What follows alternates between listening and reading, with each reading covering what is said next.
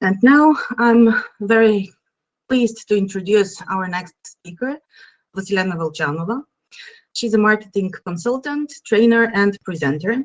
She has 15 years of experience in building comprehensive marketing strategies, content marketing, and conversion optimization in various industries. And today she's gonna teach us how to build our own brand with authenticity, professionalism, and the focus on open source, of course. Vasilena, the floor is yours.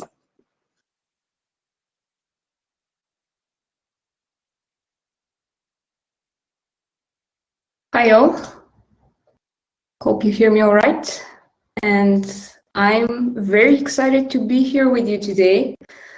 This is my first time presenting at OpenFest, and I've been a long-time supporter of the event, and whenever possible I've actually joined as a part of the audience. So this has always been great fun, and I'm happy I can actually contribute and kind of give my way back to the open source community.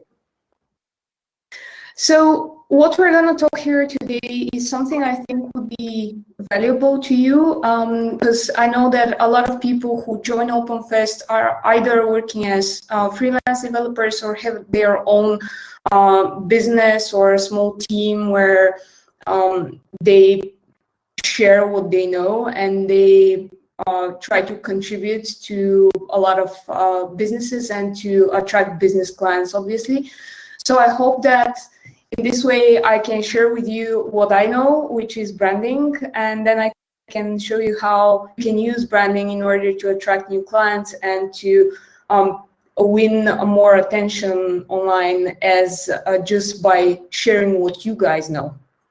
So as I mentioned already, and thanks to the organizers for the introduction, my main focus is around helping brands build meaningful relationships and scale them through digital channels.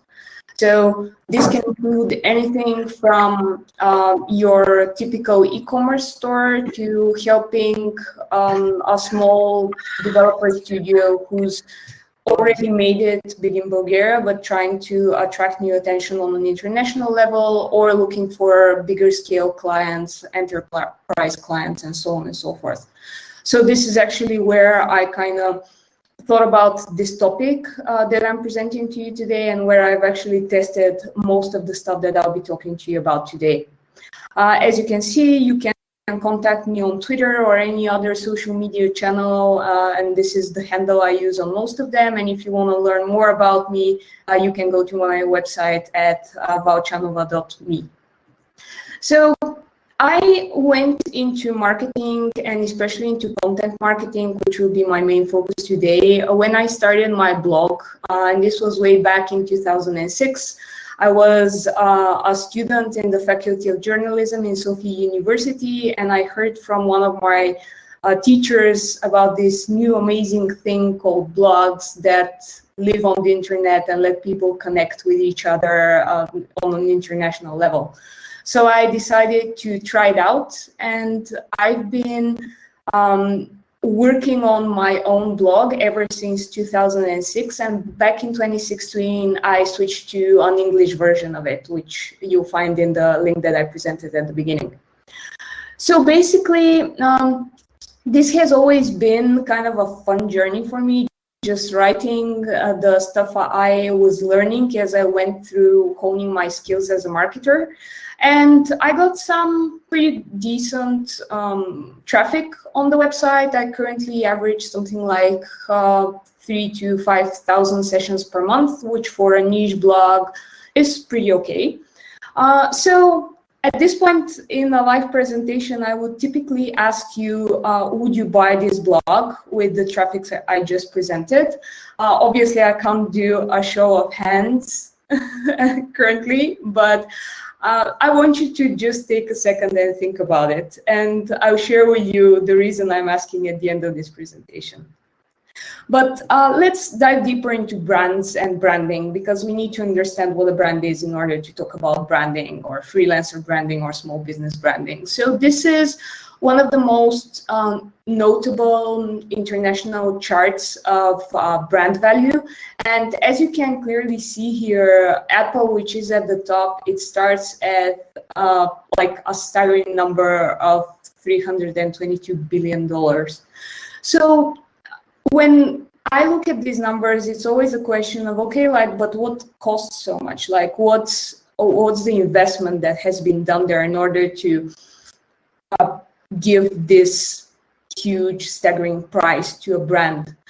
And this is essentially what you see here on the screenshot is what usually people think about when they think about brands. They would assume that the brand is essentially the logo. So if I ask you about Starbucks, you would most probably say, yeah, well, there's the green mermaid, which is on each Starbucks coffee shop. It's on each cup that I get from there if I go to Starbucks at all, and so on. But this isn't actually what a brand is. I think that if we take this Starbucks example, the way we can represent the brand is this notion that they have on their website, which represents their mission to inspire and nurture the human spirit, one person, one cup, and one neighborhood at a time. So it goes way beyond what we think of as like a logo or a visual representation of a brand.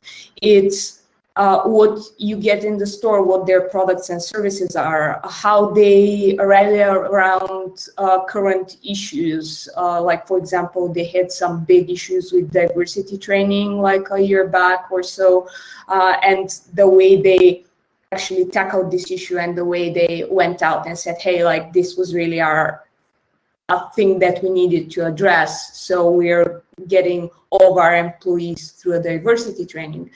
And even like the funny and particular way in which they would like completely misspell your name when getting a cup of coffee at Starbucks, this is all part of their brand. And if I have to mention like one of my favorite short definitions of a brand, this would be Jeff Bezos's statement that a brand is what other people say about you when you're not in the room. So as professionals, as digital professionals, as small business owners, we are all trying to get the people who are talking about us when we're not in the room to say the best thing possible, and ideally to share a recommendation to someone asking for a partner whom they can work with on a new project. So I think that the reason we need to focus on brand building is because there are essentially two ways. One way would be to create a strong brand and differentiate in that way. The other would be to just become a commodity. And in the current situation where we're in, the fact that there are so many digital professionals who are available at the moment's notice online, this makes it really hard and this makes it really important as well for us to differentiate ourselves as freelancers or digital professionals.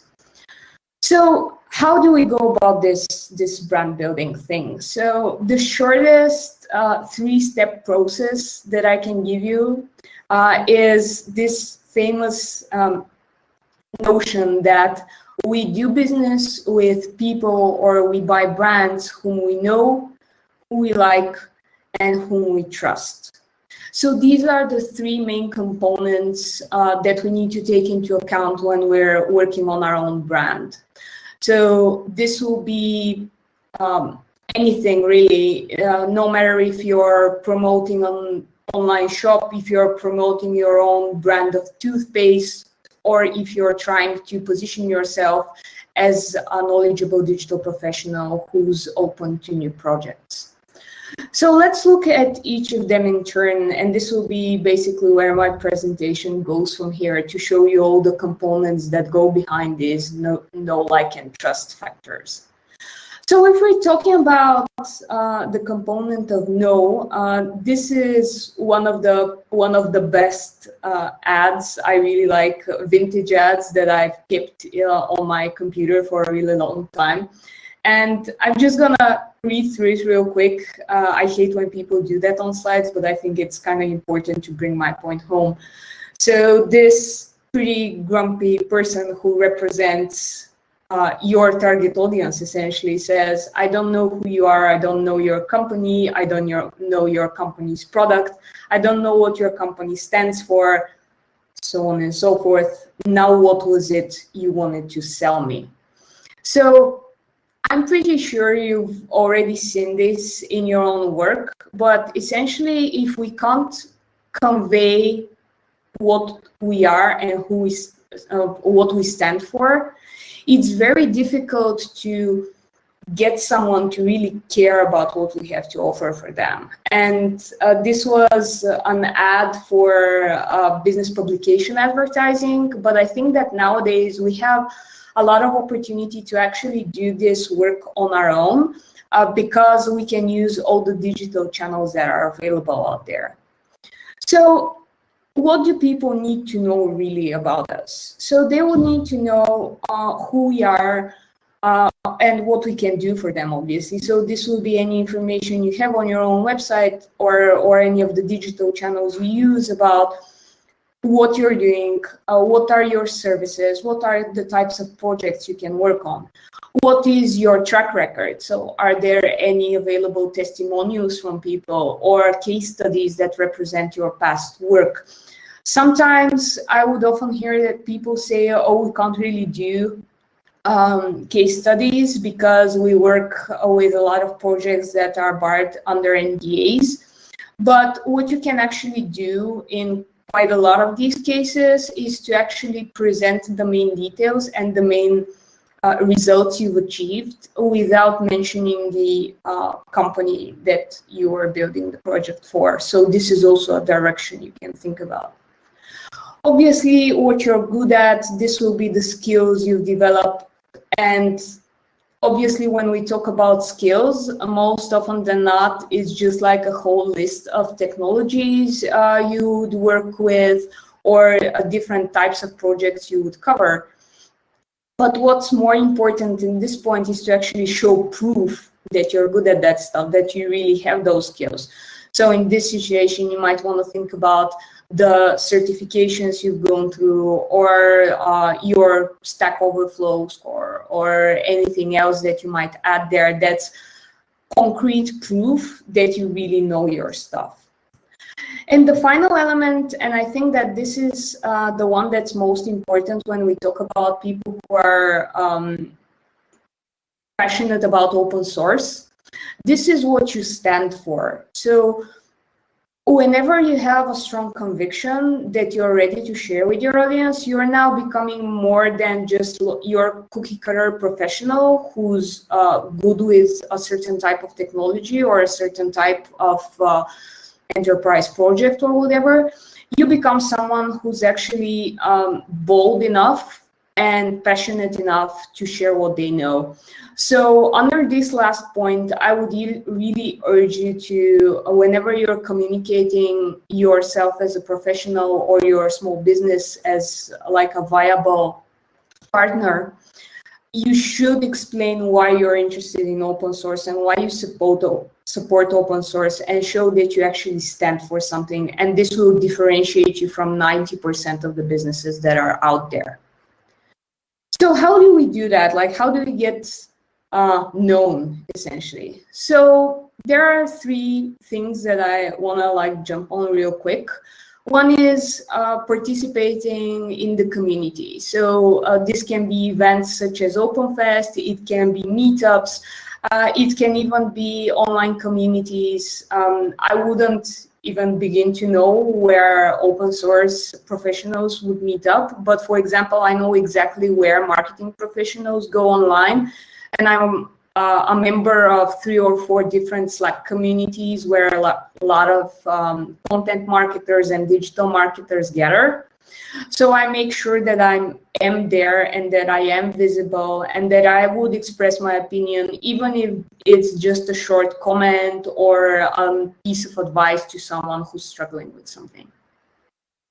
The second component under here is sharing what you know. And again, I think that with open source, this is really something you are already inclined to be doing, to be sharing your work and to be sharing what ways that other people can use your work already.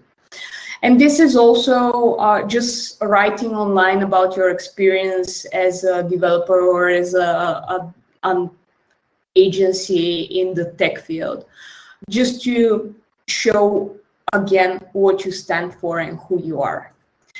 And finally, helping out. And I think this again, it's very common in the open source community. There's a lot of cases where, for example, since my website is based on WordPress, I would ask a question or I would ask for advice, or I would just cry for help because I've done something terrible that I can't revert as a change on my website, although I know for you guys it would be pretty simple, but I have no idea what's happening. So helping out others in the end makes you more visible, better known, and not just better known in terms of being more visible in the online community, but better known in the sense of actually getting your reputation right. Making sure you're known to be the person who's there to help, who's available, who's ready to support others.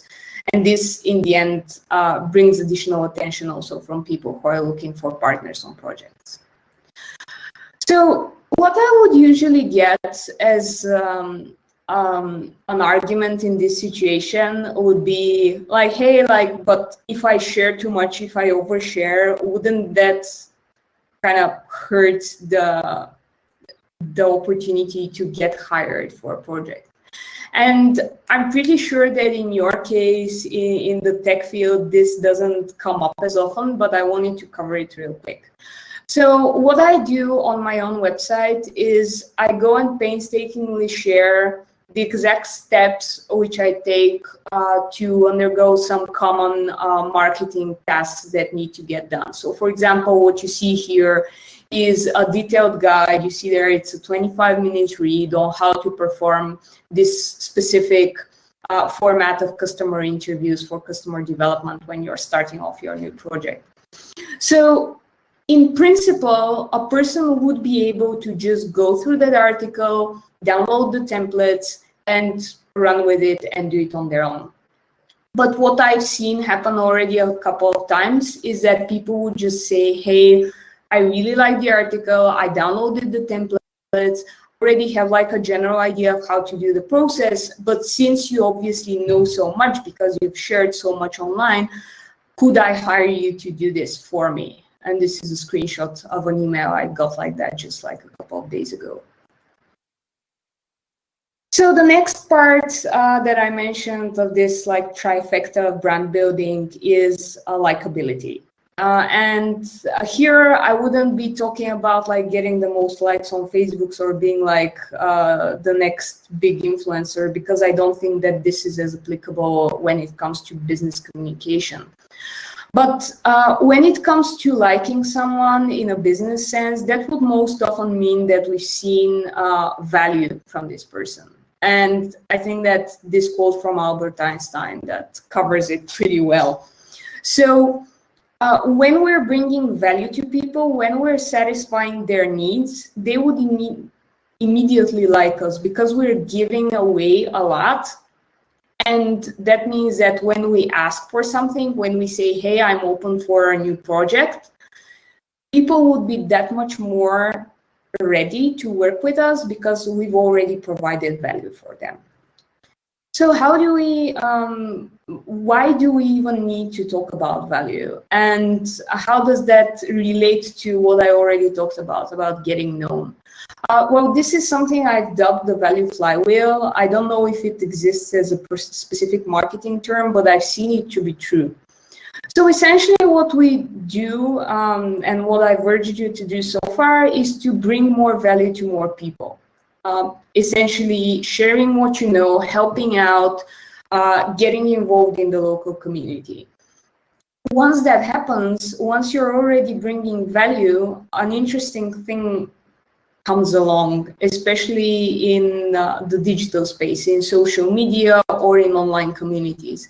Valuable content gets more engagement, And that engagement, it tells all of the algorithms that are governing what people see online that this content should be more visible because it's very valuable. And then you go into this flywheel of sorts where content gets amplified because it's already serving a purpose. It's already satisfying needs that your potential audience already has.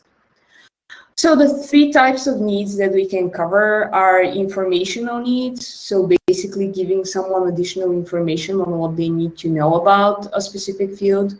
Functional needs, which basically covers how you can do something and the nitty-gritty details around doing something. And emotional needs, which is, I'm pretty sure, something you already know. The one thing with that you need to keep in mind with that one is that it also plays in business.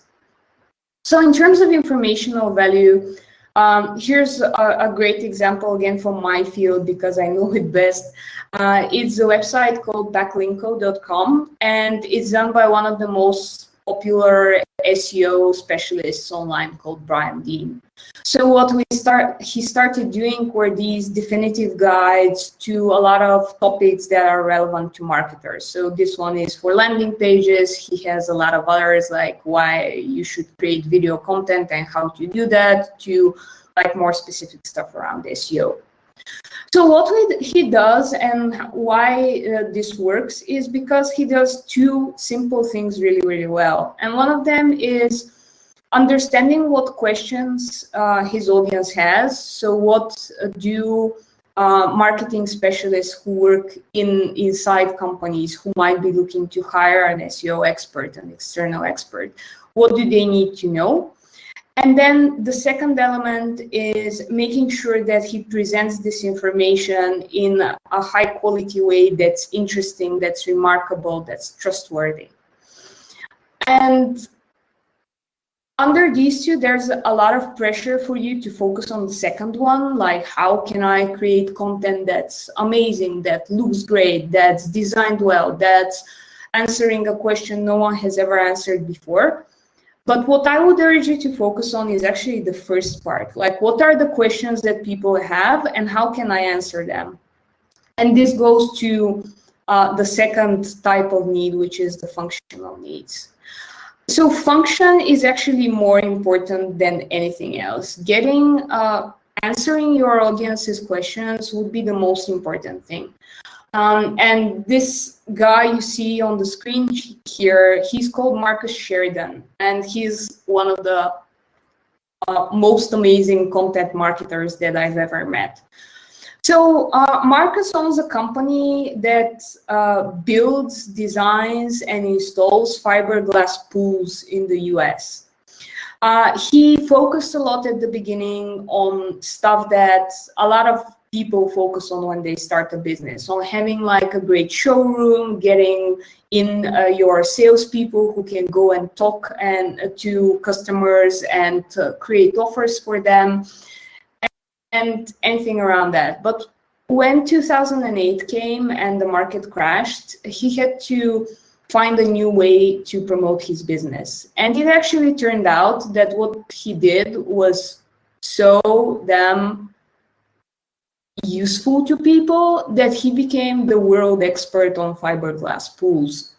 He was just taking questions that people would ask during sales meetings and create content on his website that answered them.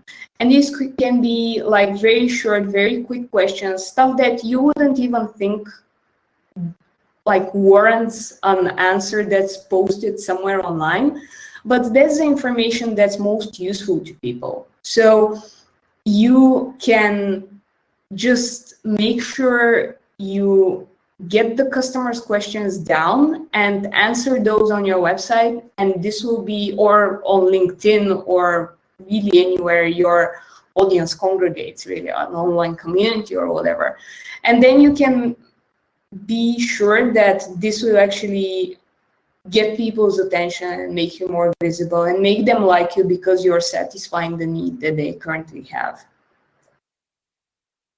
And as I mentioned, emotion, that's still part of business, and we need to keep in mind that like we're not just making decisions even in a B2B situation just like that, just without like all the emotional side cut out.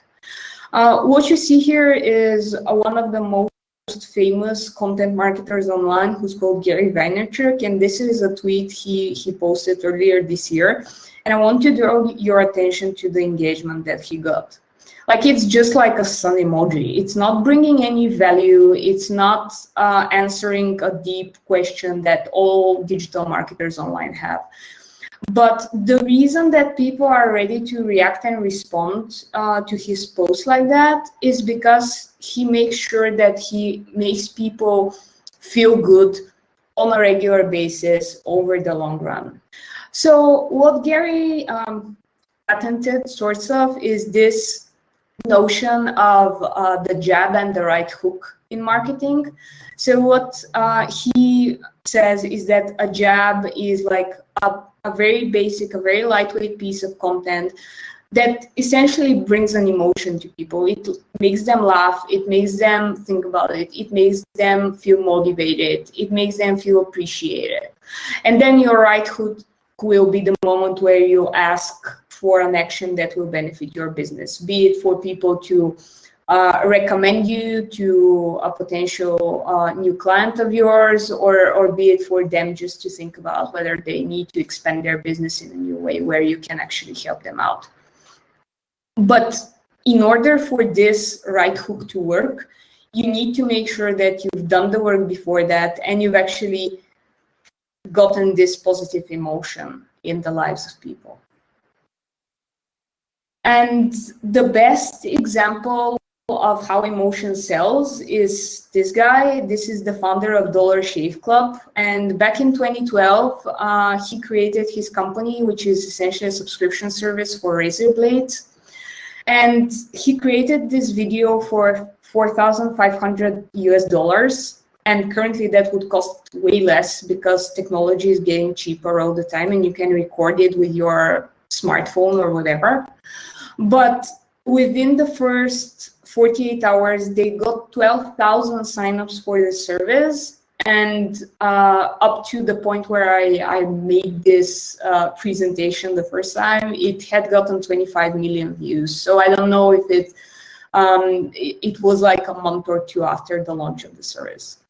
So what we see here is that emotion really is important to doing business with people and to getting them to trust you. So we need not just discard it when we're talking about getting into communication with our potential clients. And the last component that I mentioned about brand building was trust. And I think this one we intuitively get when we're talking about business. So I will spend less time on it, I guess. And this is like one of the favorite quotes around trust that I've seen online is by Zig Ziglar, who was this great sales guru earlier in the 20th century. So he says that people will do business with you if they trust you, and they will only do business with you if they trust you. And I think that intuitively we know this, but we rarely focus around like, how can we build trust? How can we make ourselves more trustworthy? Not just to show that we're good professionals and that people can trust that we'll get the job done, but the fact that we're decent human beings who are gonna stand their word. So the one thing that we can focus on when we're talking about trust is just being authentic and showing that you're an expert in your field. So this is a very popular research done year over year, which is called the Edelman Trust Barometer. So what Edelman, one of the largest international PR agencies, does is they do a national survey that asks a lot of questions around like, what makes people trust a business or a brand, or in this case, a spokesperson. So what you can see here is that two of the top three people that anyone would trust these people are actually you, because I do believe that you, if you're here with us today at OpenFest, you're most probably a technical expert, you're an expert in your field, be it development, be it marketing like me, be it anything business related or project management related, etc. But you also need to remember that people trust a person that's close to them, a person like themselves, a person who's authentic and who looks approachable. So in order to bring that in order to make sure that we can work with that, is that we need to remember that trust happens at the intersection between professional and personal. So we need not just focus on like all the skills we have, on all the technical information that we have, or all the experience we have in our career journey already, but we need to focus on the personal side as well. So here are just a couple of examples on what is already being done in that sense. So one would be admitting mistakes. And this is a company I used to work for called Enhansive. It's a Bulgarian startup. So we were never too shy from sharing on our blog like what has been our development journey when creating the product. So we would share, for example, in this case, how we made a feature that no one used and how we actually got around fixing it by relying on feedback from our customers. Trust is also being built by being vulnerable. So in my own work, I would often share personal stories, like this example from this year's World Mental Health Week, where I shared about how I've battled burnout and how I've come through the other side. And finally, trust is built by something I already mentioned at the beginning, which is not being afraid to show up, you stand for something. So this is the founder of Basecamp, which is a project management tool. I would assume a lot of you follow DHH because he's also the creator of Rails. And back earlier this year, his new company, his new product called Hey, went into this huge battle with Apple because they didn't let them put the product on the App Store. So he went into lengthy discussions and comments online. He spoke at Congress to explain why this is an issue, not just for him, but for any small business owner and app creator who might be even more affected by Apple's monopoly. So making sure you show what you stand for, and in your case, that can be making the case for open source, would also be really, really helpful to get people to trust you. So just to end on like, why am I the one person who's talking to you here about personal branding, and why I think I'm the one who is the right person to share this advice. Here's what I've done and how following these steps that I just shared has helped me out. I asked you at the beginning whether or not you would buy my blog. And the reason for that was that currently my blog and my presence online is my best marketing channel, the best channel where I would get clients from as a marketing freelancer and get work and get revenue in my company. So when I was preparing this presentation, I thought like, how can I show you the return on branding? And what I looked at was a simple calculation that a lot of marketers do, which is called return on investment. So I looked on one hand side, what has been my gross profit for the past 2 years since I started my freelance career, and what has been the time I've invested in actually building this brand of me over that same period of time.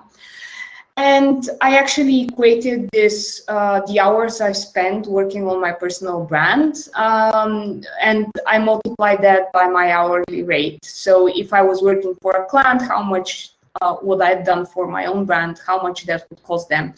And how would that, how can I calculate like what I've invested as marketing efforts compared to what I've gained as profit? So what I saw was that I got like basically 5 times more profit out of the investment I've made in my personal brand. So I guess this is the final proof and the most specific proof I can give you that personal branding works. And if you're a freelancer or a small business, you should really focus on that topic. So that's it from me. Thanks so much for your attention. I hope this was valuable to you. And if you would like to get the slides that I just shared with you, or though they're not that information packed, you can do so on my website at valchanova.me/slides. So thanks a lot.